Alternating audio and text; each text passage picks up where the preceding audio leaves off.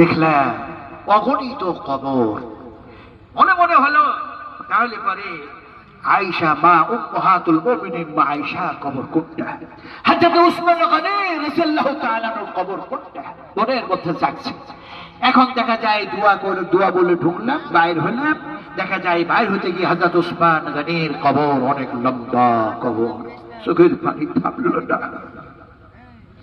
নবীজির হাদিস মনে পড়ে গেল, এই জায়গা থেকে তো বেহিসাব মানুষ জান্নাতে যাবে। রাসূলুল্লাহ এই জায়গার কথা বলেছেন। আয় আল্লাহ, এই জায়গাতে যদি আমিও দফন হতে পেতাম, আমিও মুহাম্মদ সাল্লাল্লাহু আলাইহি ওয়াসাল্লামের সঙ্গে তোমার সঙ্গে মোলাকাত করার জন্য নবীর সঙ্গে আমার যাত্রাটা শুরু হতো। আর যদি নবীর কথা মোতাবেক যদি বেহিসাব জান্নাতে যাওয়া হতো, তাহলে কিয়ামতের সমস্ত সবকিছু কষ্ট থেকে আমি নিষ্কৃতি পেয়ে যেতাম। এই বলে আল্লাহর দরবারে হাত তুলে দোয়া করলাম, কান্না করলাম।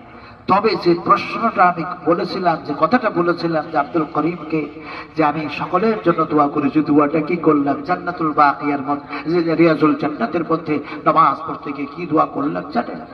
আল্লাহুম্মা গফির লানা, আল্লাহুম্মা গফির লানা ওয়ালিল মুমিনিনা ওয়াল মুমিনাত ওয়াল মুসলিমিনা ওয়াল মুসলিমাতিল আহইয়া ওয়াল আমওয়াত। রব্বা দোয়া করলাম, আল্লাহুম্মা গফির লানা ওয়ালিল মুমিনিনা ওয়াল মুমিনাত ওয়াল মুসলিমিনা ওয়াল মুসলিমাত, আল্লাহুম্মা আলিফ বাইনা কুলুবিহিম ওয়াসলিহ যাত বাইনহিম ওয়ানসুরহুম আলা আদুবিকা ওয়া আলা আদুবিহিম, আল্লাহুম্মা ইন্নাল গাফরাতাল্লাযীনা ইয়াসুদ্দুনা আন সাবিলিক।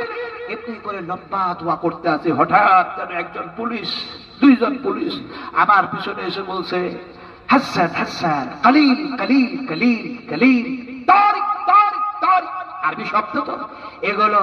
তারিক মানে রাস্তা বুঝাচ্ছে। তার মানে উনি বলতে চাইছেন এটা এমন একটি জায়গা, এই জায়গাতে যত কম দোয়া করবেন আর বেশি দোয়া করবেন, মকসদ তো একটাই, যে দুনিয়ার জান্নাতে তো আপনি ঢুকেই গেছেন। যেমন সুবহানাল্লাহ, আল্লাহ পাক তো দুনিয়ার জান্নাতে ঢুকাই দিয়েছে।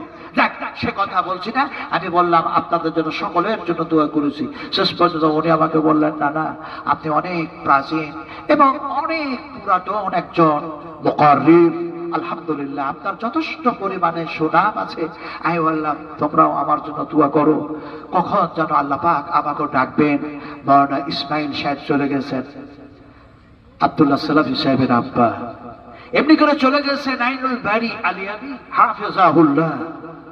আমি যখন ওনার বাড়ির সামনে হালনার পাড়ায় জলসা করছি, হাজার হাজার অগণিত মানুষের সামনে তিনি সভাপতি বসে আছেন। 2 ঘন্টা বক্তব্য রাখার পর রাত্রি